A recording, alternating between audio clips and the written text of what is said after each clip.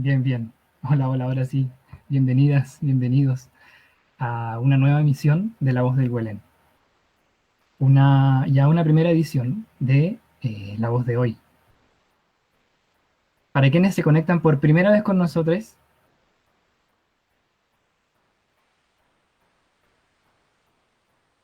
como decía, para quienes se conectan por primera vez con nosotros, La Voz del Huelén es un canal dedicado a la transmisión de diversas voces que llevan información interesante y relevante a la comunidad.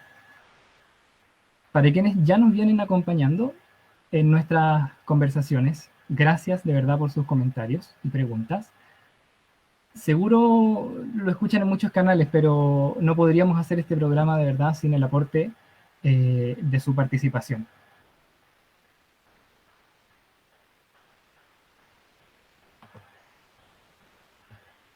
Comenzamos entonces aquí con la primera transmisión de La Voz de Hoy, un nuevo programa en el que hablaremos de actualidad, noticias y de temas que consideramos relevantes hoy, y donde esperamos contar con su participación, su opinión y sus comentarios.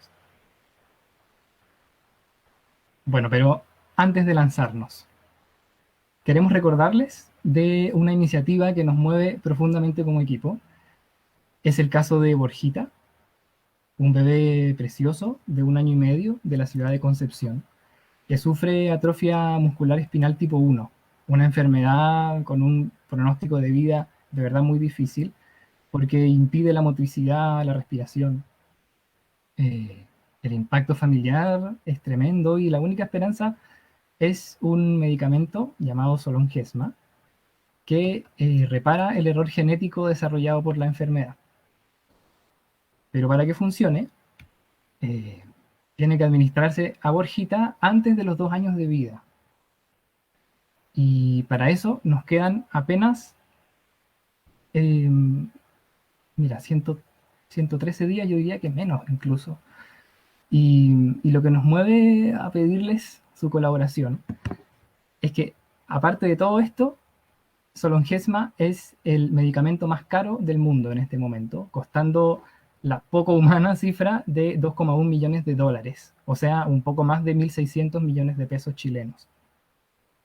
Al día de hoy se ha recaudado alrededor del 50% del total, y como decíamos, quedan alrededor de 100 días. Por favor, unámonos en solidaridad con la lucha de Borjita en su carrera contra el tiempo, realmente. Ya son muchas personas y organizaciones a lo largo del mundo que lo están dando todo por esta causa de amor. María José y Rodrigo, los padres de Borja, y Facundo, su hermanito, están contando con la solidaridad de todos nosotros, esa solidaridad que nos hace seres humanos, en verdad. Es por esto que los y las invitamos a difundir esta causa, a hacer sus aportes, al final todo ayuda. La página oficial de la recepción de aportes es www.ayudemosaborja.cl, y además les dejaremos en los comentarios algunas imágenes para difundir esta campaña, que es literalmente de vida o muerte. Muchas gracias por su solidaridad. Bien, para quienes se vienen sumando, les recordamos que estamos transmitiendo el primer capítulo de La Voz de hoy, que es la voz dedicada a comentar sobre actualidad y noticias desde una forma cercana y coloquial, y que permita acercarnos y compartir opiniones e información. El programa se va a dividir en dos grandes bloques. En el primero estaremos con otros comentaristas. En el capítulo de hoy, junto con Carla y Vale, y yo que soy Francisco, hablando sobre las noticias que cada uno de nosotros y nosotras nos pareció interesante lo que llevamos de la semana. En esta sección también conversaremos acerca de una de las noticias que a ustedes, nuestro público, les interesó.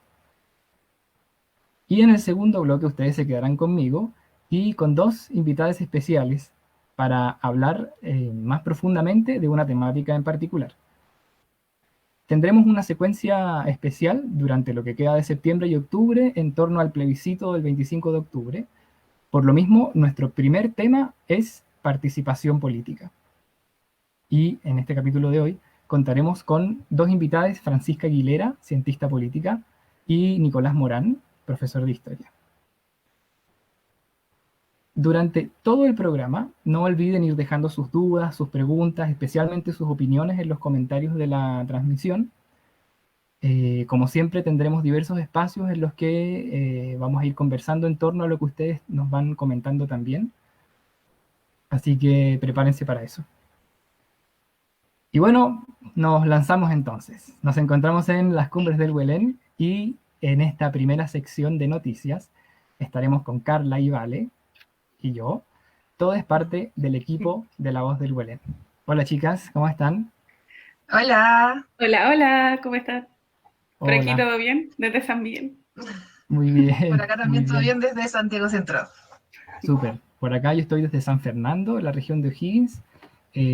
Así que, bueno, yo creo, chiquillas, ¿qué les parece que nos presentemos? Yo, para partir, ya que di la idea, les cuento, mi nombre es Francisco, estoy estudiando en este momento Administración Hotelera y como aventura de la semana que les quiero comentar, eh, les comento que, a ver, en el jardín de mi casa, que es un jardín muy agreste, estamos haciendo una gran intervención para tener un huerto de plantas medicinales y tomates y todo, así que estamos muy motivados con eso. Esa Me es mi aventura. encanta. Qué cool. Cuéntenme ustedes. Maravilloso. ¿Puedo ir yo, si quieres? Dale, dale, dale. Obvio. Bueno, para los que no me conocen, he estado a veces transmitiendo La Voz de la Ciencia, pero si no han visto La Voz de la Ciencia, aquí en La Voz de hoy, mi nombre es Valentina Toro. De profesión soy ingeniera civil matemática, pero trabajo como consultora educativa. Y mi aventura de la semana fue que salí el fin de semana y fui a comprar una aventura en sí misma, y fui a comprar al Home Center y fue un poquito estresante, como llegué a la hora de partida y si no quieren encontrarse con mucha gente, es mucho mejor ir a la hora en que abre, pero ya, onda, a la hora había demasiada gente y hubo un momento en que miré a mi pareja y fue como, por favor, vámonos de aquí. Eh, había demasiada gente y me estresé un poco. Aún no estoy acostumbrada a ver a gente otra vez. Eventualmente me acostumbraré. Muy bien, De a muy poco. bien. De a poquito, de a poquito. Sí, de a poco. De muy poco, por favor. Para todo va Pasito, eso, pasito. ¿ah? Sí. Sí. Bueno, por último, mi nombre es Carla Sánchez. Yo soy arquitecta. Eh, Trabajo en la Municipalidad de San Joaquín. Soy trabajadora municipal y no he dejado de salir en la pandemia, pero con todas las medidas de seguridad. Lo que sí, mi aventura de la semana tiene que ver relacionada con mi forma de transportarme, que es la bicicleta. Y lamentablemente el día lunes llegué a mi casa y al encontrarme con la caja de ascensores, con un agotamiento un poco terrible, porque son más o menos 6 kilómetros hasta mi casa, de mi trabajo hasta mi casa. ¿Te mueves de Y Santiago Centro a San Joaquín en sí, bicicleta? Ah, sí, valor, valor. sí, ese es mi Qué recorrido seca, qué diario. seca. Eh, Me encontré con una cascada en el ascensor, lo cual fue un poco difícil porque efectivamente se había roto una matriz y tuve que subir por las escaleras con mi bicicleta. Así que mi aventura de la semana tiene que ver con que ya no solamente es atracción humana, a humana mi transporte, sino también el poder llegar hasta mi piso de residencia. Por sacarla Sí, y todavía no lo arreglan, así que todavía estoy subiendo por las escaleras con mi con la bicicleta. bicicleta. Después de moverte desde Notable. San Joaquín a Santiago. Exactamente. Ojalá no sea mucho, ojalá no sea Oh, mucho. ojalá no, ojalá no. Por favor, que la próxima semana esté reparado eso. Súper. Bueno, partamos entonces, chiquillas, con nuestra primera sección. Eh, Entonces aquí, como dije al principio, vamos a comentar algunas noticias que hemos ido recopilando durante la semana, junto con la noticia que ustedes nos dieron, nuestro público. Eh, entonces vamos con el primer titular, ¿vale? Tururú. Nuestra noticia número 1. Oye, ahí, tarea para la casa, su musiquita. Bueno, partimos primero entonces con materia de innovación. Nuestra titular es que Airbus presenta sus primeros aviones impulsados por hidrógeno para el 2035. Yo encuentro en verdad que es realmente innovación, onda. Carla, Sí, ¿qué lo que pasa dices? es que desde como la parte comercial de todo lo que tiene que ver con aerotráfico, la innovación de los aviones había sido bastante poca con respecto al combustible. Combustible en general, nosotros sabemos que es de origen fósil y ha sido como la gran problemática de la huella de carbono que esto provoca. El problema es que esta innovación se da en torno a la pandemia porque precisamente se vieron como obligados a empezar a buscar nuevas formas de movilizarse y de disminuir la huella de carbono. Estamos hablando de que eh, la cantidad de combustible que se necesita para poder movilizar uno de estos aviones es muy, muy grande. Se tiende a justificar un poco con el hecho de que son gran cantidad de pasajeros y son grandes distancias, No. pero eso no disminuye el daño. Ujú. Esta noticia de innovación viene con dos modelos. Un modelo que tiene que ver con como a nivel capacidad de 120 a 200 pasajeros y con una autonomía de viaje de 3.500 kilómetros. Y un segundo modelo con 100 pasajeros con capacidad regional, como se le dice, de 1.800 kilómetros. Pero No. si nosotros compararíamos esto con Chile, ¿cómo sería eso, Ale? Como ahí dando el pase. O sea, como, Me encanta, me encanta. o sea, primer comentario y como asociado a lo que mencionaba la Carla, igual es como dato, cuando uno habla de qué cosas suman a la huella de carbono de cualquier persona, da lo mismo cuántas personas vayan en ese Sí. avión, el viaje en avión se te dispara la huella de carbono, sí o sí. Es como, lo otro que quizás lo dispara a ese nivel es tener hijos, como, pero es como ese, Así de es el nivel perdurables. así de perdurables. Wow. Eso como por un lado. Y sobre las distancias, porque el avión tenía una autonomía de 3.500 kilómetros en este caso, Chile mide como 4.300 kilómetros en largo. Entonces, eso permitiría los viajes como de esta modalidad, los viajes, la gran mayoría de los viajes nacionales chilenos, y recordemos que Europa es menos largo o de un largo muy similar como en altura a Europa. Entonces, como esto sí tendría un Chile impacto. a Europa, ¿sí? Sí, como de largo. Si tú Sí, pones sí. como Chile y Europa al lado, son largos bien similares. Entonces, Sí. como, y el ancho, como si acuestas a Chile, también como es Wow. es una unidad de medida para Europa. Entonces, para Europa sí sería razonable, porque allí hay mucho, mucho tráfico aéreo y ese nivel de autonomía sí te permitiría viajes dentro de Europa, entre países de Europa. Esta innovación igual es súper importante por el hecho de que se plantea un medio de transporte de larga distancia, porque en ambos casos, en el caso del primer modelo y el segundo, son largas distancias, o sea, el mínimo son 1.800 kilómetros. Eh, un transporte con emisión cero, lo cual hasta el día de hoy no habían logrado ni siquiera minimizar un poco el impacto que estaban provocando a nivel de contaminación, lo cual es como el súper avance con respecto a transporte de largo alcance. Hemos visto diferentes como prototipos o diferentes tipos de otros modelos de transporte como buses, autos, etcétera, pero en aviones habíamos quedado súper atrasados y esto es como la noticia más impactante que tenemos a nivel de Notable. innovación con respecto a esto. Igual se tomaron harto tiempo, o sea, esto es como el lanzamiento de la idea, porque están pronosticándolo para el 2035. Igual se están tomando igual harto tiempo porque estamos hablando de vuelos comerciales. Esto no estamos hablando ni de carga, ni es comerciales, lo cual Sí. tiene que tener muchas pruebas previas para poder subir a 200 personas sobre un tanque de hidrógeno. Uf, notable, notable. Y ojalá sea una transición potente, pero lo más pronto posible, entendiendo que el petróleo, si bien tiene sus tiempos para crearse, es un recurso para nuestros tiempos humanos, es un recurso no renovable al final. Básicamente. Pasemos a la siguiente noticia. Entonces, nuestra noticia número 2, les comento el titular. El gobierno chileno zanja no firmar acuerdo de Escazú. Tenemos Uy. ya que la Cancillería y el Medio Ambiente elaboraron 2 documentos para justificar la postura del Ejecutivo, el que fue enviado hoy a los parlamentarios de las respectivas comisiones. Y el gobierno en el fondo había dado a entender durante las últimas semanas su posición de no adherir al tratado regional, argumentando una no conveniencia para el país. ¿Vale? ¿Hasta qué punto esa no conveniencia es no conveniencia?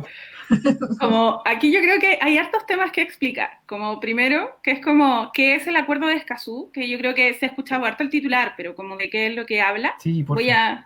Voy a leer así muy rápido el artículo 1, que habla de su objetivo principal. Y el objetivo principal de este acuerdo es garantizar la implementación plena y efectiva en América Latina y el Caribe de los derechos de acceso a la información ambiental, la participación pública en los procesos de toma de decisiones ambientales y el acceso a la justicia en asuntos ambientales, así como la creación y el fortalecimiento de las capacidades y la cooperación, contribuyendo a la protección del derecho de cada persona, de las generaciones presentes y futuras, a vivir en un medio ambiente sano y al desarrollo sostenible. Entonces, como de eso habla el acuerdo de Escazú, y es tremendamente importante en términos de acuerdo porque, primero, es el primer acuerdo que se hace en términos de medio ambiente a nivel de América Latina y el Caribe.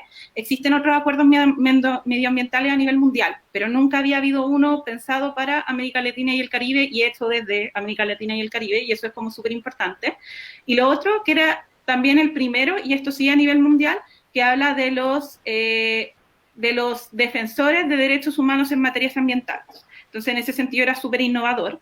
Y llama la atención la decisión del gobierno chileno, porque yo creo que varios lo han escuchado, pero Chile fue, junto con Costa Rica, los principales impulsores de este acuerdo. Y esto no estamos hablando de que fue Bachelet 2, no, fue el gobierno de Piñera 1, el 2014, que fue promoviendo la creación de una mesa que escribiera este acuerdo.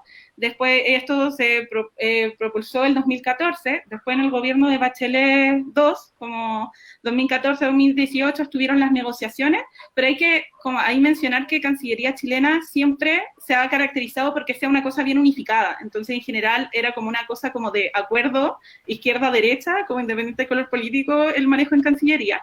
Era de las pocas cosas que donde había acuerdos. Exacto, exacto. Con los conflictos limítrofes. Y el 2018 se lanza el periodo de firma del acuerdo. El periodo de firma no es ratificarlo, eso es el segundo paso. Firmar el acuerdo empieza el 2018 y vence el plazo este sábado 26. Y ahí, desde el 2018, que Chile dijo, no, nosotros vamos a evaluar si es que vamos a firmar. Lo que es muy extraño porque Chile era como el copresidente junto con Costa Rica y ahora decidió no firmarlo. Y hay como 2 grandes argumentos que da Cancillería. Uno, que tiene que ver con que es muy ambiguo en términos de sus términos, y otro que tiene que ver con que puede peligrar la soberanía chilena. Y ahí lo relacionan mucho con el acuerdo limítrofe con Bolivia y la salida al mar y cosas así. Varios abogados internacionalistas dicen que los argumentos están como medio en nada. De hecho, hay un artículo de la Deutsche Welle que es súper crítico en este sentido. Como, o sea, aquí nosotros leímos el titular tranqui. En el de la Deutsche Welle dicen Chile pierde el liderazgo latinoamericano en términos de medio ambiente al no firmar Escazú. Como en términos de política internacional es súper grave. De hecho, desde el punto de vista de cómo se gesta esto, es un poco ridícula, por alguna forma decir, la posición de tratar de presidir y ser la sede de la COP25, donde además estaba inserto en la discusión del acuerdo de Escazú, y después decir yo no lo quiero. Es como decir, básicamente, no estoy de acuerdo no tengo por qué estar de acuerdo con lo que pienso. Eso es lo que Chile hace al no querer firmar el acuerdo de Escazú. Sí. Y ahí hay otras críticas que son como súper relevantes, como en este mismo artículo de la Deutsche Welle, después se los podemos dejar en los links para que lo vean, que es bastante crítico. Comentan que en realidad estos argumentos de los que habla la Cancillería chilena no tienen mucho sentido, entonces se cree de que en verdad las razones tienen que ver con alguna otra razón de fondo que la relacionan con los intereses de los mercados chilenos, como de grandes mercados chilenos que estarían influyendo en no firmar esto. Y el motivo de por qué a una empresa le conviene que no se firme un acuerdo medioambiental es porque en general es más barato contaminar que no contaminar. Entonces, como al final parece ser de que, y esto no lo digo yo, como uno podría decir, no lo digo yo, lo dice la ciencia, pero no lo digo yo, lo dicen otras personas ambientalistas expertas y gente de derecho y cosas así, que no se entienden mucho los argumentos de la Cancillería chilena. Esto siempre considerando que Chile fue el principal impulsor del Acuerdo de Escazú. Entonces, ¿por qué Chile no lo firma? Un acuerdo en el cual estaba, no solamente era como impulsor, sino que fue el que genera esta unión latinoamericana para poder llegar a acuerdos internacionales en esto. Y era precisamente para zanjar tipos de limítrofes como el tema de Bolivia, en donde se daba como se me fue el nombre del río que pasa desde Bolivia a Chile, que ha sido un problema político desde hace mucho tiempo. ¿El Silán? El Silán. Que había temas medioambientales de por medio que no están constituyen ningún lado que sea internacional, entonces no podían tomar acuerdos políticos en base a algo medioambiental porque no tenían este acuerdo.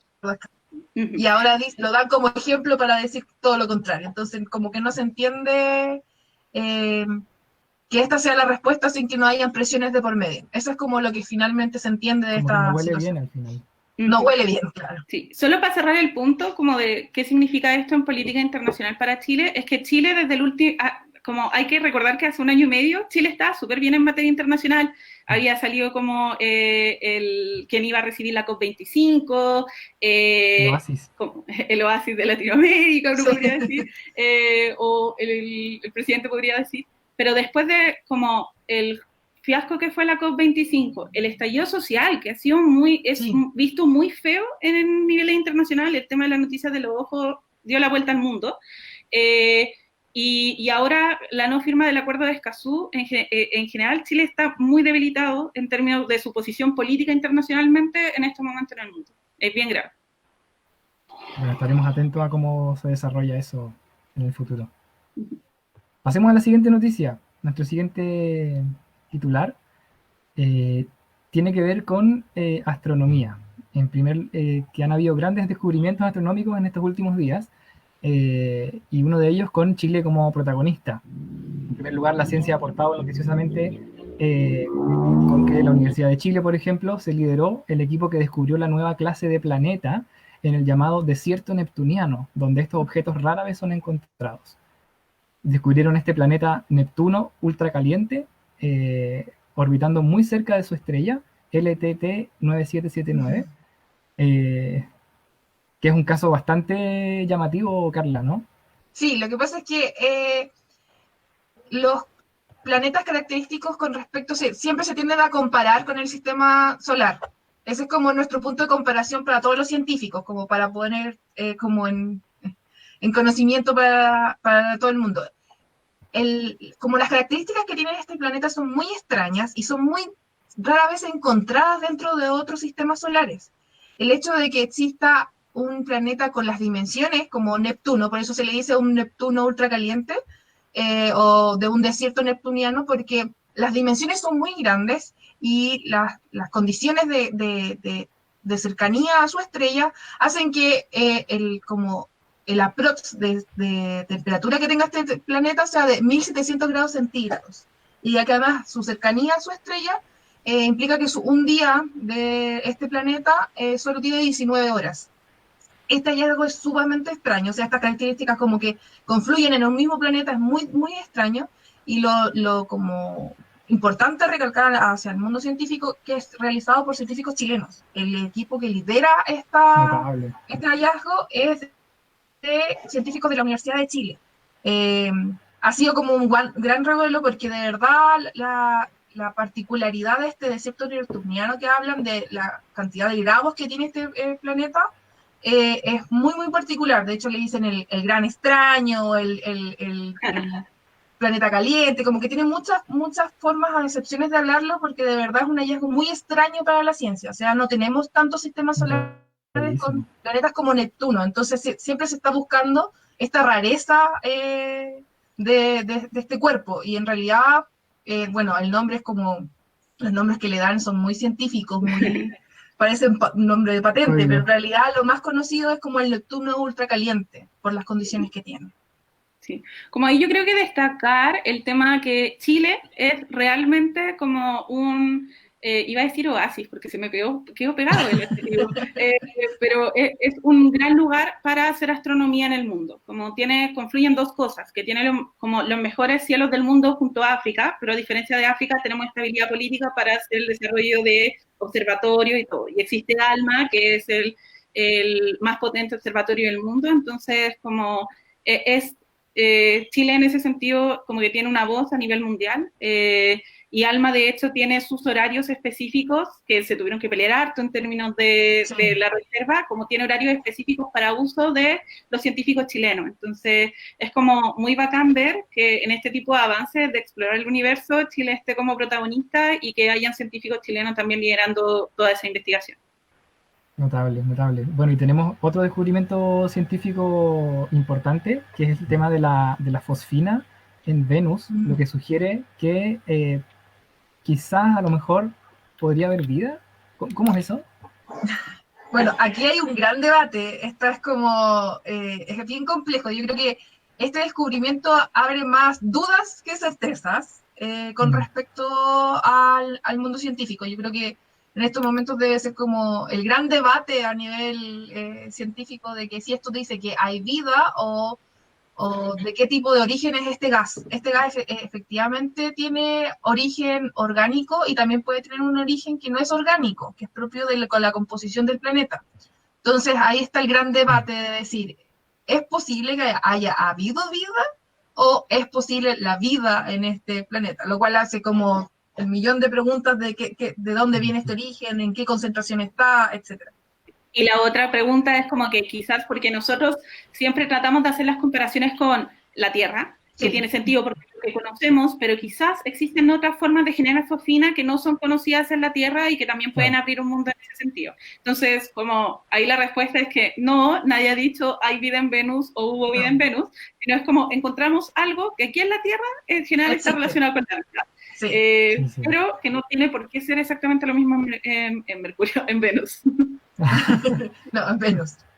No es Júpiter, no es Mercurio, en Venus. Bueno, entonces tengamos cuidado con el y una de las cosas también súper importantes de este hallazgo es que nuevamente Chile es como protagonista, porque precisamente el telescopio con el cual se descubre esto es el telescopio Atacama Large Millimeters Sublimimeter de Array en Chile. O sea, esto es ALMA. Estamos hablando de que nuevamente nuestra Tierra es propicia para los descubrimientos científicos. Y no solamente, como decía Valentina, por el hecho de que haya una calidad en cielos maravillosa, sino también porque en Chile los científicos han luchado bastante por tener su espacio y por poder lograr ser privilegiados en este mundo y también poner su nombre ahí. Así que ambos descubrimientos científicos nos ponen muy orgullosos como chilenos porque estamos siendo un aporte al mundo científico y a este mundo exterior tan poco conocido.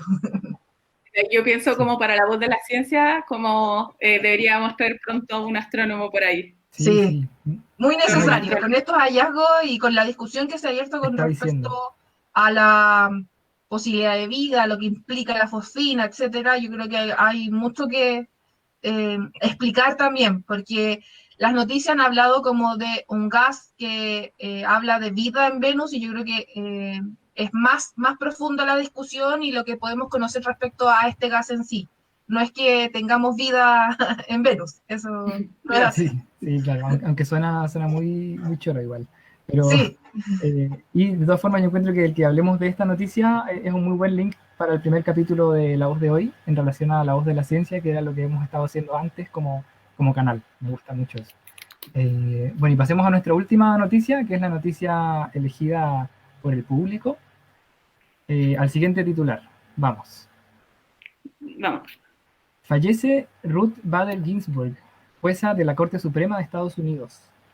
Ella en su carrera destacó por defender la igualdad de género y su trayectoria incluso inspiró películas. Su deceso amenaza con desatar una fuerte controversia sobre si su reemplazo lo designará Donald Trump o quien gane la elección presidencial en noviembre. Al final, yo creo que aquí con este tema hay como dos grandes temas. Primero, el peso como de personaje que tiene eh, esta mujer a nivel como en Estados Unidos, y por otro como las repercusiones políticas que tiene como su muerte y su recambio al final, ¿no? O sea, como, sí, exactamente, como en términos de qué es ella o qué es lo que va hablando ella durante su vida, ella es muy progresista, como que habla de distintas causas, entre ellas la igualdad de género. No, hay que hablar que el mundo en general de los jueces es muy masculino en todo el mundo, eso es Sí. lamentablemente normal. Entonces, la presencia de una jueza en esta Corte Suprema de Estados Unidos, una jueza mujer, y que más encima no habla de temas fáciles en general, eso ya es sumamente relevante. Ella fue muy inspiradora, creo que lo mencionaste tú, pero generó películas también como inspiradas en ella, entonces es tremendamente relevante e impactó mucho su muerte en Estados Unidos en general. Eso como algo a rescatar por un lado. Y aparte, como está el tema de todo lo que significa esto en la política estadounidense. Hay como contarles que la Corte Suprema en Estados Unidos habla de temas como tremendamente relevantes como o toma decisiones que influyen en el aborto, en la inmigración, en la atención médica, en los derechos de posesión de armas, un temazo en Estados Unidos. Tiene otro Entonces, rol en comparación con acá, ¿no? sí, o sea, es que acá sí, es distinto a lo que ocurre acá. Allá quizás se parece a algo, de nuevo no es igual, aquí esto es como para hacer una similitud con el Tribunal Constitucional en términos como de algunas decisiones en las que puede influir. No es lo mismo, y de hecho como sus miembros se escogen a dedo, y se escogen como la escoge o lo propone el presidente en ejercicio, y después tienen que ser ratificados por el Senado estadounidense. Y Y quedan como que para siempre, ¿no? y quedan para siempre, y quedan de por vida. Por eso es como, murió alguien de la Corte Suprema, hay que escoger a alguien nuevo, pero eso solo ocurre cuando muere. Sí, además yo creo que habría que destacar mucho el hecho de que ser juez de la Corte Suprema en Estados Unidos no es simplemente un rol como meramente como legislativo, es un rol político también. Es súper potente el hecho de que en Estados Unidos tienen un gran peso. Vienen a ser como la comparación quizás más burda con Chile, sería como lo que pasa con el Tribunal Constitucional. Ellos tienen un peso muy grande con respecto a decisiones muy importantes en el país y de las decisiones más polémicas. Entonces, la visión de una jueza que era que abogaba por la igualdad, que tenía dentro de sus intervenciones discusiones de género, no es solamente una pérdida de una buena jueza, sino que es pérdida de un personaje político de Estados Total. Unidos y que Sí. le hacía mucho el peso a lo que estaba pasando con Estados Unidos con un gobierno como el de Trump. Sí. Y ahí solo como comentar, agregar, que entonces la polémica ahora está como de cómo se reemplaza, porque Exacto. Estados Unidos está en un año electoral, partamos con eso. Sí. Y en general había como la buena práctica de que en un año electoral el presidente que estaba yendo a la elección no podía proponerlo, sino que lo elegía el que viniese después, el que fuera electo. Y ahora Trump decidió no hacerlo y va a ser él quien nomine y va a pedir que se vote, se ratifique su votación antes de las elecciones. Entonces eso, punto uno, es tremendo. Segundo, actualmente el área republicana, los más conservadores que son del área de Trump, como del lado político de Trump, ellos ya tienen mayoría, tenían mayoría en la Corte Suprema, estaban como 5-4, y con la muerte de esta jueza, entonces lo que ocurre es que quedarían 6-3, todo súper nivelado al lado republicano. De nuevo, esto podría extenderse por décadas, porque hay que esperar a que fallezca alguien para reemplazarlo. Y el tema es que ellos deciden, como en caso de que alguien quiera impugnar la elección, que es algo que Trump ha estado hablando el último tiempo, la parte de la decisión pasa también por esta Corte Suprema. Entonces, Wow. es súper influyente el hecho de que quede con mayoría republicana, tan notoria, porque es 6-3, no es darse vuelta como a una persona. Si es que quieres ganar mayoría, tienes que dar vuelta a dos, y eso ya, y en general son bien consistentes en sus elecciones, en sus pensamientos. Entonces, en ese sentido está la polémica rojo vivo en Estados Unidos. Y estamos hablando más encima de un organismo que es como muy de tradiciones, o sea, estamos hablando donde efectivamente hay jueces que son misógenos, hay jueces que han atacado a otras jueces y congresistas, entonces tenemos como un escenario no propicio, sobre todo preelecciones. Yo creo que ese es el gran Sí. como conflicto que hay en estos momentos, el que esta denominación o designación en realidad sea previo a las elecciones. Qué raro escuchar como una Corte Suprema donde las ideologías políticas estén involucradas, como Sí, en comparación con lo que estamos eso pasa en Estados Unidos. acostumbrados. Sí, sí. Sí. Bueno, estemos atentos también a esa noticia.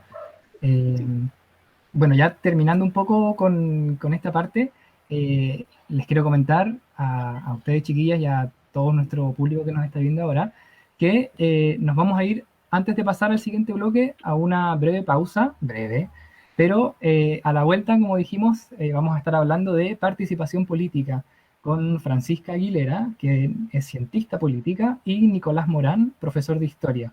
Recuerden irnos dejando sus opiniones y Ay, saludos en la caja de espera. comentarios.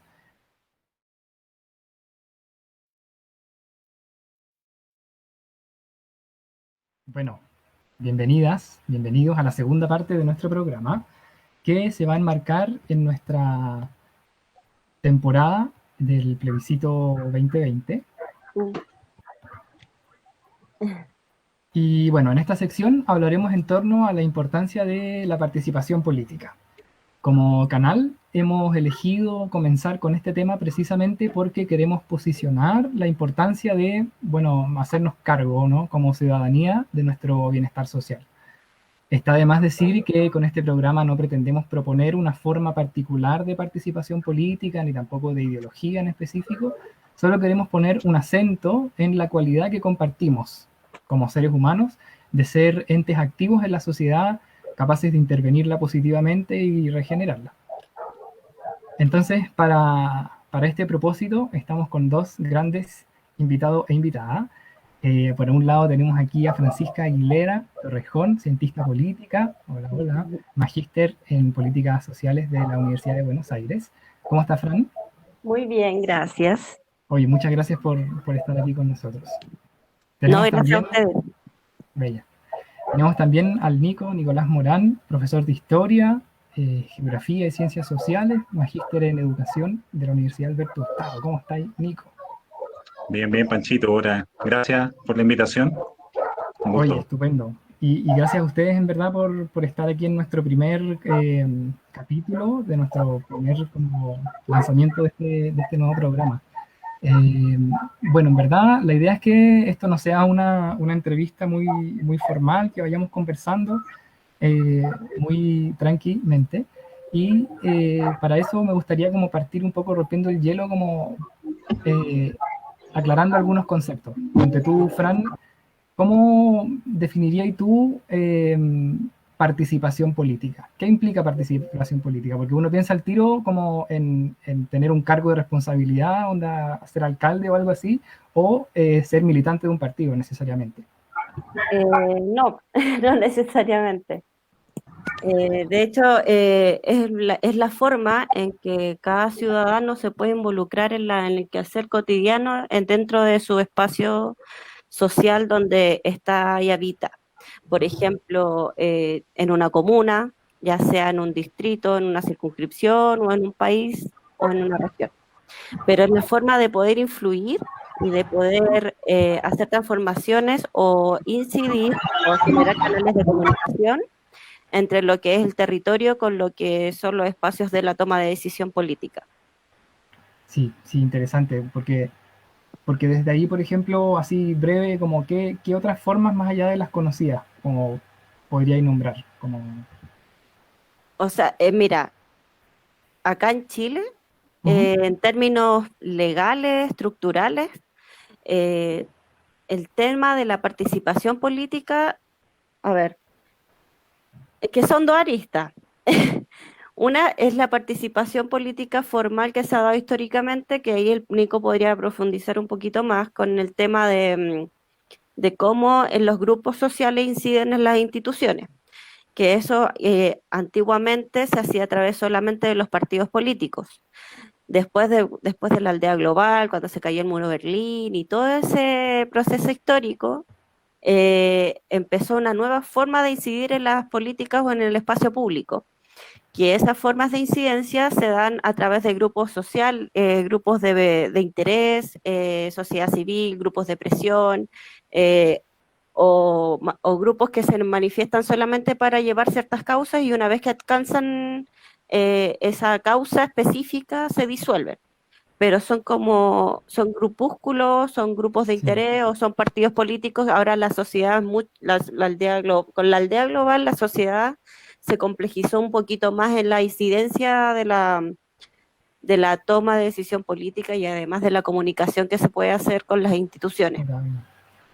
Sí. Qué interesante eso, que como esa recapitulación histórica como mundial al respecto de la participación política, porque justo tenía pensado como Nico preguntarte cómo ha ido variando eso en Chile particularmente, como la necesidad de participación o la idea de participación política.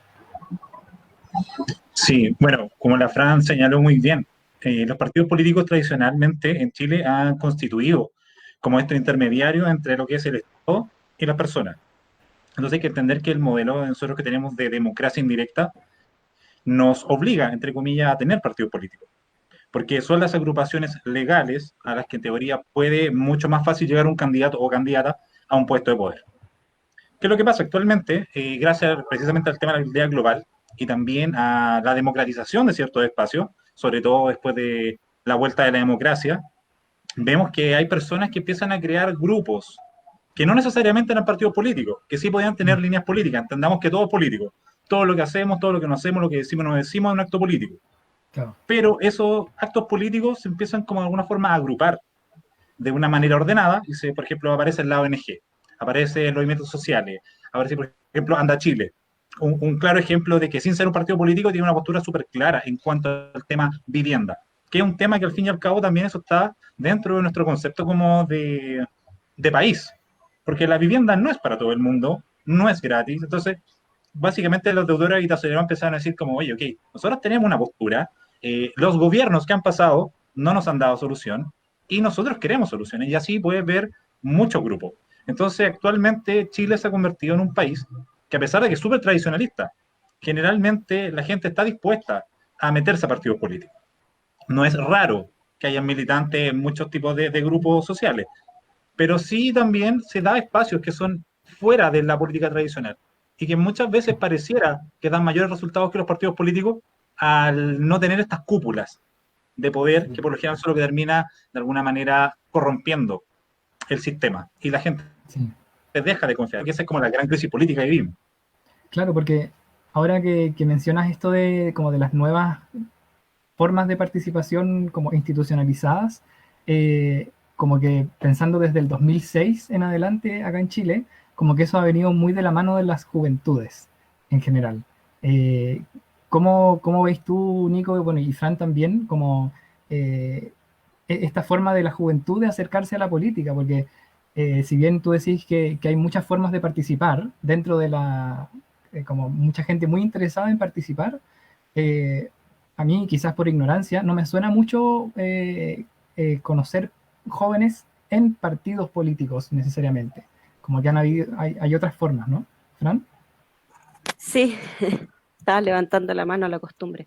Eh, sí, es que a eso también en algún momento igual lo quería tocar, porque creo que históricamente los avances y los procesos sociales siempre se dan por las juventudes. Formalmente o en las últimas décadas, de acuerdo a nuestra memoria, se daba esta forma de canalizar estas demandas a través de los partidos políticos. Sin embargo, hoy en día los partidos políticos no representan lo que antiguamente representaban, pero siempre las juventudes son las que están empujando y dándole el impulso a las transformaciones reales y sociales que nos afectan a todos nosotros, porque tienen el ímpetu, tienen el ideal, tienen el tiempo también, están desarrollando ideas donde están formándose educacionalmente y eso también son cunas germinadoras de procesos de transformación. Eso se puede ver claramente con el movimiento estudiantil acá en Chile. desde el proceso de movimiento estudiantil se empezó a dar en el año 90 y tanto con el tema del pase escolar, y después ya en el 2006 fue la revolución pingüina, y en el 2011 ya tomó un carácter mucho más formal y se pudo hacer una incidencia concreta en el cambio institucional, pero fue una presión de años, de décadas. Siempre son los jóvenes, y hoy día nuevamente los jóvenes están poniendo a la palestra lo del tema del estallido social, cuando saltaron el torniquete, y así se dio todo el proceso. Sí, Entonces, creo que es súper, hay que darle mucha atención y mucho cuidado a la juventud de todos los lugares, y siempre fomentar esa transformación y escuchar las demandas del por qué se están manifestando desde ese lugar. claro. Creo Claro, que sí. creo que No, dale. ese es hoy día los jóvenes no están ocupando los partidos políticos para hacer para ejecutar su participación política, sino que se están aglutinando, se están organizando desde otros puntos de vista, porque ya los partidos políticos no los satisfacen, porque están encapsulados por estos núcleos de políticos que en su momento tuvieron ese aire transformador, que eso no hay que negarlo tampoco. En su momento, en los 80, en los 70, estos viejos que antes eran jóvenes tuvieron ideas y tuvieron ideales, quisieron transformarlos, pero después, con el paso del tiempo, se fueron viciando, y estos jóvenes salen de estos espacios ya obsoletos o viciados, y buscan nuevos nichos para poder hacer estas transformaciones que son a futuro. Claro. Y estos núcleos hay que ponerle ojo, y en estos núcleos son lo que hoy día no se logra ver con claridad cómo se organizan, sí, pero sí están muy bien organizados, es como no tienen el liderazgo formal de una Sí. cabecilla, tienen varios representantes, las redes sociales juegan un rol fundamental ahí, entonces son muchos factores que fueron entrando con el paso del tiempo, con la modernidad, y que algunos no supieron adaptarse a esos cambios, pero otros sí. Hay como una crítica implícita ahí como a estos sistemas jerárquicos que terminaron como viciando muchas estructuras institucionalizadas. No sé, Nico, ¿cómo lo veis tú desde la perspectiva de ser profe, digamos, el rol de las juventudes en los cambios sociales y en la participación política? Yo creo que en general el error que cometemos los adultos con las personas más jóvenes es asumir que no podemos aprender nada de ellos. Porque siempre está como esta dicotomía entre profesor, estudiante, y acá yo soy la persona que sabe, tú eres la persona que tiene que aprender. Cuando nos hemos dado cuenta que el proceso de aprendizaje y enseñanza van interconectados, sí o sí. Nos va aprendiendo sus estudiantes y ellos van aprendiendo a nosotros. Entonces yo creo que una de las cosas que siento que estamos, debe, sobre todo en educación, es el concepto de la participación política. No solo porque nos hayan quitado de repente un poco los espacios para poder hacer clases de formación ciudadana, de educación cívica, horas de historia, que fue un tema súper controversial, y que también nos está pasando la cuenta hoy día. Pero a pesar de todo, de todas maneras, uno tiene que tratar de rescatar un poco lo positivo. Creo que el gran problema y crisis que estamos viviendo es que básicamente nuestra generación, yo diría de los 35 hasta los 25 años, es un lapso de 10 años, todavía creemos en los partidos políticos de alguna manera. Hemos sido parte de algún partido político o hemos creído que esa es la forma. En cambio, ya viendo las nuevas generaciones, yo diría 20, y sobre todo los que están ahora todavía en enseñanza media, tienen esta nueva forma de hacer política. Una política más desde la calle, una política menos desde lo intelectual, que es una de las grandes cosas por las que en general pecamos en Chile. Como este sobreintelectualismo de sentarnos en un café en las tardes a conversar sobre cómo podemos arreglar el mundo, en lugar de arreglarlo. Entonces, de tomar acciones políticas que realmente nos lleven a solucionar esos problemas a los que nos quejamos. Y te puedo citar 10 autores de eso, y qué maravilloso, de esos 10 autores que hablan sobre una cosa que es obvia. Y entonces ahí es donde nosotros nos ponemos a pensar un poquito cómo está funcionando la política. Y en general, como dice la Fran, los viejos tienen esa forma de entender la política. La política del maquineo, la política de, mira, te ofrezco un cupo acá, no importa si no ganas, no importa si no logras sacar la votación más alta, hay un puesto asegurado en alguna subsecretaría que te voy a inventar. Y ese tipo de cosas, por ejemplo, el otro día leí en CIPER un artículo sobre la eterna desconfianza que tenemos nosotros como país en la política. Tú puedes ver que en general la gente no le cree a los políticos. No importa del sector que sea, porque la frase es la siguiente: no importa quién gane, yo me tengo que levantar igual a trabajar el otro día. Clásico, Todas las personas clásico. comparten eso. Sí. ¿Y Sí, puedes oye, culparlas? ese es el tema, porque al final, como que ese concepto, esa forma de ver las cosas, estaba, yo diría que mientras más atrás vamos, como hacia los 90, como que estaba más presente de alguna manera, pero empezó este descontento, ¿no? Como que decís tú de solamente hacer política implica sentarse en el café en Las Tarrias y después empieza como a aumentar el descontento como muy parcializado, ¿no? Los estudiantes por un lado, los profes por otro, los deudores habitacionales, y de repente pasa esta cuestión en el estallido social el 18 de octubre del año pasado, donde como que todo este descontento se aúna un poco. ¿Cómo ven ustedes? Igual, esa es como mi gran duda, como ¿qué pasó ahí al final? Como que donde estaba toda esta como incomodidad copresente y de repente se hizo presente, ¿cachai? ¿Fran? Sí. em, Es que la inconformidad siempre estuvo. De hecho, Mm, yo me acuerdo que en el año 2016 trabajé en la encuesta CERC, en el laboratorio este del Latinobarómetro, y me dedicaba al análisis de esos datos, donde publicaba la Marta Lagos los análisis, en la opinión pública. Y en una de esas investigaciones, me acuerdo exacto, que había que arrojaba la desconfianza de un 86% de la población wow, hacia las wow, instituciones públicas.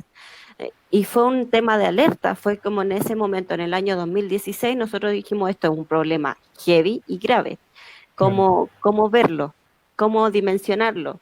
En ese momento no estábamos pensando en estallidos sociales, pero sí en el equipo, como habían sociólogos y gente del área de humanidades, sí visibilizábamos problemas sociales como por ejemplo el tema de la deuda, el tema de los derechos sociales. De hecho, por eso yo me empecé a especializar en temas de políticas sociales, pues eso fue una de mis grandes motivaciones, porque no había un interés o un énfasis en eso, que era realmente un problema y es un problema social.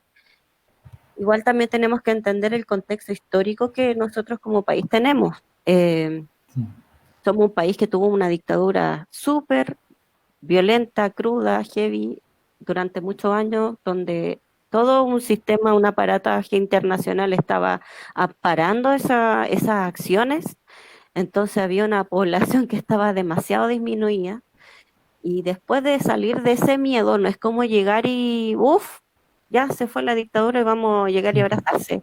Es un proceso de recuperación, de memoria, de restitución, de saber quiénes éramos antes, porque después de 17 años de opresión, de cualquier cosa que tú podías decir era motivo de muerte, eh, todo eso fue condicionando cultura. Y en esa total. cultura nos vimos Sí. todos sumergidos, y también como generaciones posteriores fueron reproduciendo sin cuestionarse mucho lo que estaba pasando.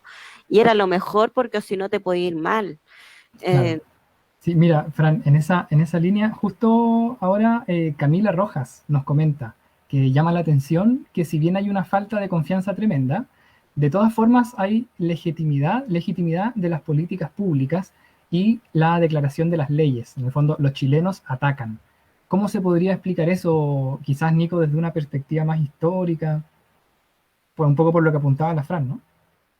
Sí, o sea, es una muy buena pregunta. ¿Por qué los chilenos y las chilenas actuamos como actuamos? Y todo eso responde a paradigmas culturales e históricos. Y Chile históricamente ha sido un país muy legalista, un Claro, país que depende mucho de instituciones así como establecidas para poder hacer cosas. O sea, pensemos en el mismo registro civil. Yo tengo que tener un papel que diga que nací, y tengo que tener un papel las que diga que me notarías. morí también, porque si no, no me he muerto. O sea, el cadáver puede estar ahí, pero no, es que legalmente usted todavía no se muere, señor o señora. Entonces, ¿qué es lo que pasa? Nuestra cultura nos ha enseñado a ser así. Y obviamente hay teorías como de filosofía política, donde tenemos como la típica dicotomía entre, no sé, Rousseau y Hobbes. Y es lo que pasa es que el hombre es solamente bueno porque requiere ser bueno, y las personas solamente acatan las órdenes y las leyes, o sea, ceden su libertad para tener seguridad. Y eso es lo que de repente nos pareciera un poquito en Chile, que la gente prefiere una institución que funcione y asegurarse que no va a tener que estar pensando en nada más, en lugar de decir, oye, ¿sabes qué? Esto quizá no está bien, tenemos que replantearnos. Y es una cuestión súper social, tiene que ver también por esta idea que nos vendieron de los jaguares de Latinoamérica. Éramos los ingleses del subcontinente y nos dimos cuenta que no era tan así. Entonces, esa idea Claro, como del winner, esa idea como de que siempre estamos ganando, somos el mejor país de Latinoamérica y que si tenemos una economía maravillosa, bla, bla, bla, es como, ah, perfecto, las cosas funcionan. Entonces, si nos mantenemos obedientes frente a ese sistema, todo va a estar bien.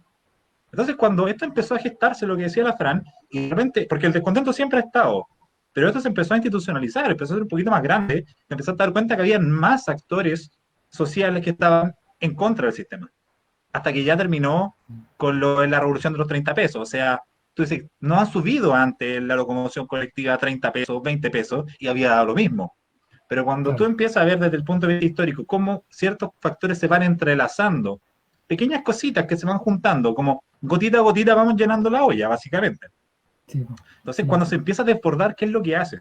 Y es lo que le tocó a este gobierno en particular vivir, y que se ha profundizado con este año, que nos ha tocado también el tema de pandemia.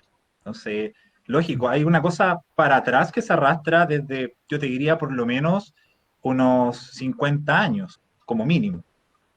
Notable, sí, porque entonces podríamos hablar quizás como de una, o sea, estamos en este país como que se cree la muerte, pero respeta mucho las instituciones y que al final como igual tengo que levantarme a trabajar al siguiente día, pero ahora pasa esto de que se hace importante como que nos hagamos cargo de alguna manera de la toma de decisiones, como que no solo descansemos en el contrato social, sino que empecemos como justamente con esto del estallido social, que se pone en relevancia la necesidad de que las políticas públicas estén como enfocadas en el bienestar social un poco. ¿Cómo ven eso desde el punto de vista del contexto que estamos viviendo ahora? Que se nos viene un plebiscito, que se ensueña con hacer una nueva constitución. No sé, ¿Yo? Fran. Sí, dale, dale. Ah, eh, creo que lo del plebiscito me parece algo súper interesante. Es un proceso histórico muy determinante también porque es primera vez, yo creo, en la historia de Chile que va a ser un mecanismo de participación colectiva en el desarrollo de una constitución o darle, incidir en la formación de una constitución, porque la del 25 no fue de esa manera, y para qué Claro. vamos a hablar de la 8, entonces ya estamos todos muy claros de lo que pasó ahí. Creo que ese es es lo que se podría resaltar de mayor manera, porque es la única, es una instancia innovadora y además la única forma que nos está garantizando poder participar en la creación o en la modificación de normas que nos van a regir a todos nosotros y van a considerar nuestras voluntades también en eso. Por eso también creo que dentro de esas modificaciones debería ir como obligación un reconocimiento a la participación política como un derecho humano como tal. De hecho, hay tratados que Oh, nosotros, notable. de hecho, nosotros como Estado chileno hemos ratificado tratados internacionales que dicen que la participación política es un derecho humano porque eso garantiza que la sociedad, ya sea en lo económico, que las sociedades puedan incidir en lo económico, en lo político, en lo social, en lo educacional, en la salud, constantemente, sin necesidad de tener tantos intermediarios y que puedan ser grupos de interés en el cual las democracias se crearon para eso, para representarnos. Y nosotros tenemos Mira, un régimen democrático representativo. Y esa es la gran debilidad notable. que tiene hoy Chile, la representatividad. Mira, justamente ahora nos llega un comentario de Herman Aliman que comenta que ojalá que realmente toda la gente que se movió en las manifestaciones vaya a votar en octubre y se involucre realmente con la política y las decisiones. Y cierra con un tengo fe, me encanta. Al final, entonces, como Nico, por ejemplo, ¿qué le dirías tú a la gente ahora que se viene como con respecto al plebiscito, como con respecto a ir a votar? Como, ¿qué llamado harías con respecto al acto de ir a votar? Yo me siento bastante optimista, debo decirlo. Me ha gustado mucho ver a la gente expresando, ya sea por el apruebo o el rechazo, me da exactamente igual. Si al fin y al cabo la tolerancia parte de la base de entender que hay gente que piensa distinto a uno. Y está bien pensar eso. Mientras no pases a llevar a otras personas, mientras eso no represente de alguna manera un tipo de coartar la libertad o el bienestar de la persona, todo bien. Si lo importante dentro de la democracia es la participación. Obviamente hay cosas que no podemos darle cabida, lógicamente. Cualquier tipo de actitud homófoba, racista, xenofóbica, machista, lo que sea, tenemos que erradicarla. Pero si tú me dices, ¿sabes qué? A mí me importa que la gente que sabe de economía hable de economía, perfecto. Oye, lo que pasa es que no quiero que nadie toque mi propiedad privada. Perfecto, también, te respeto completamente. Está bien, es tu opinión. Y también, y si la logra defender con base, mejor aún. Porque eso es súper importante. De repente la gente solo defiende por defender. Entonces, y eso lo vemos lamentablemente de dos lados. Yo creo que la gente va a salir a votar. Yo tengo harta fe en eso, en que la gente ya ha tomado conciencia de la relevancia de su opinión. Antes era un voto, un papel, una cosa que no representaba nada más allá de lo simbólico. Mucha gente no En votaba, de estos hecho. simplemente y nuevamente la dicotomía entre si voy da lo mismo, si no voy da lo mismo. Y no, pues han dado cuenta que las cosas pueden cambiar, podemos hacer las cosas distintas y la gente yo creo que se va a levantar. Y la invitación siempre es esa, a la participación democrática. Una de las grandes cosas que yo siento que ha cambiado, el concepto de debate, es que antiguamente la idea era convencer a la persona y dejarse convencer. Eso es un debate, es un intercambio de ideas, de opiniones, en las cuales las partes estamos dispuestos también a poder decir, ¿sabes qué? Yo no había visto esto de este prisma, voy a darle una vuelta, y viceversa. Ahora el tema es simplemente cerrarnos a, yo creo que esto es bueno porque es bueno, yo creo que esto es malo porque es malo. Entonces, cuando dejemos estas como niñerías, sobre todo cuando estamos hablando de política, porque la política es muy importante y es muy necesaria, y la gente ahora lo está recuperando ese espíritu cívico que perdió durante mucho tiempo. Porque yo lo veo en las clases, lo veo con mis ex estudiantes, con mis estudiantes, con mis colegas, con mis amigos y amigas, con mi familia. Conversar de política el día domingo siempre fue algo normal en mi casa, así como en la hora de almuerzo. Ahora es como cualquier día de la semana que yo los vaya a ver o nos encontremos, hablamos política. Y eso es bien, eso está bien, es rico recuperar eso. Porque yo creo que las personas que nos dedicamos sobre todo al área de las ciencias sociales, la Fran, yo, o sea, básicamente nos gusta hablar de política, nos gusta hablar de historia y nos gusta como irnos en esa parada. Pero había mucha Sí. gente que no le gustaba porque no se habla ni de religión, ni de fútbol, ni de política en la casa. Y no, po, hay que hablar de todo porque podemos hablarlo con respeto. Y eso es lo que creo que tiene que primar en este plebiscito. Respeto. Gana una opción, hay que respetarlo. Se habló. Pero lo que sí hay que hacer y promover es la participación. Para que realmente haya una diferencia. Notable, Si tú quieres que tu opción gane, ve a votar. Levántate. Es un día. notable. Muy, muy buena recomendación, gracias, Nico. Y Fran, en esa misma línea, desde tu área, ¿cómo justificaríais la importancia de participar del plebiscito, la importancia de que se esté generando esta instancia desde lo histórico, desde lo social? Eh, o sea, como mencioné hace poquito, que es una instancia única en la historia de Chile. Me parece que eso es un gran motivador para poder generar transformación real, eh, desde lo que a nosotros nos compete como ciudadanos de a pie, como se dice comúnmente. Eh, y además de eso, poder hacer algún tipo de incidencia en lo que a nosotros realmente nos compete. O sea, si yo no, por ejemplo, no participo en juntas de vecinos o yo no participo en alguna agrupación o en alguna colectividad, en un grupo de interés o incluso en alguna causa en específico, eh, creo que es una instancia también, por último, si no participo en ninguna de esas, también una forma de poder incidir es a través del voto, que es algo es algo mínimo, es una vez cada no sé cuánto, y solamente demanda no más de 2 horas el procedimiento. Y eso a la larga va a ir sumando y puede generar una transformación real. Qué Creo genial. que, creo que ese pensamiento de la acción colectiva, porque al final como el voto es una acción colectiva, entonces creo que ahí como sociedad nosotros, como vivimos tanto tiempo condicionados al individualismo, nos vemos como una transformación en el hacer una acción colectiva.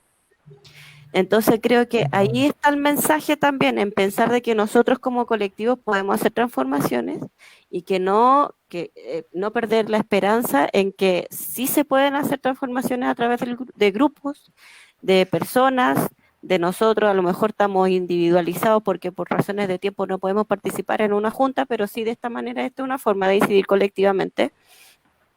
Y en ese proceso, eh, ir generando los cambios.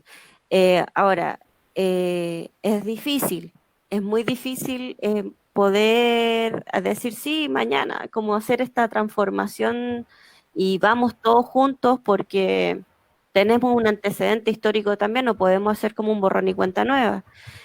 Tenemos desconfianza en las instituciones, en los partidos políticos, que siempre dicen los que van a estar los mismos de siempre, o si no, el familiar, el pariente, el amigo, Claro. y así sucesivamente. Y está esa desesperanza. Pero como este proceso histórico es nuevo, se puede dar un nuevo impulso. Sí, sí. Y en ese nuevo impulso y en esa nueva instancia, que es innovadora en la historia de Chile, podríamos generar realmente el cambio que siempre hemos querido.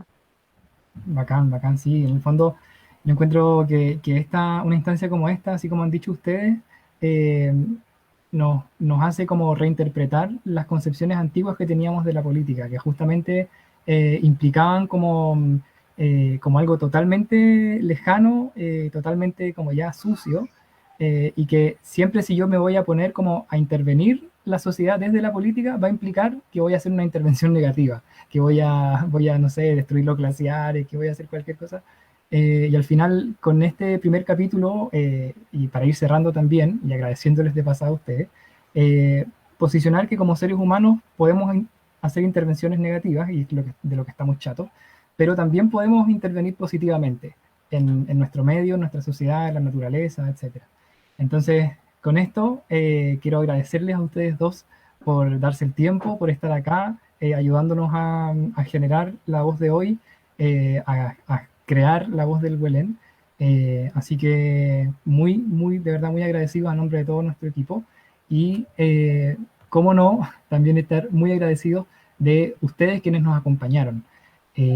Por favor, déjenos sus comentarios de aquí en adelante, lo que les gustó, lo que no les gustó, lo que podríamos mejorar y otros temas que también les gustaría que tratáramos. Este es el primero de muchos programas de La Voz de Hoy que esperamos realizar y la iniciativa está en construcción, así que todas sus opiniones y comentarios son muy bienvenidos, muy valiosos. Además, queremos cerrar recordándoles a Borjita que para que lo ayudemos en su lucha pueden encontrar información en nuestra caja de comentarios. Eh, y desde ahora, como ya algunos estarán dándose cuenta, estarán simultáneamente conviviendo dos de nuestras voces, de nuestros programas, La Voz de la Ciencia y La Voz de Hoy. El próximo programa de La Voz de la Ciencia, para que estén al tanto, será el lunes 28, donde hablaremos de neurociencia, nuevamente con un nuevo invitado. Esta vez va a ser otro enfoque, distinto a la vez que hablamos de neurociencia la vez pasada. Y con La Voz de Hoy nos volveremos a encontrar el próximo miércoles. Pretendemos estar todas las semanas con este programa en vista del plebiscito de octubre, donde seguiremos comentando noticias y profundizaremos en esta área de conversación con personas invitadas en torno a las noticias falsas o paparruchas, se dice así en castellano para los que no sabían, Sí. o las fake news. Así que bueno, no se olviden de conectar, escuchar nuestras voces, darle like a nuestra página en Facebook, seguirnos en nuestro Instagram. Y eso, muy agradecidos de ustedes, los invitados, de ustedes, nuestro público. Nos encontramos pronto en las cumbres del Huelén, así que a seguir cuidándose. Muy buenas noches. Chao, chao.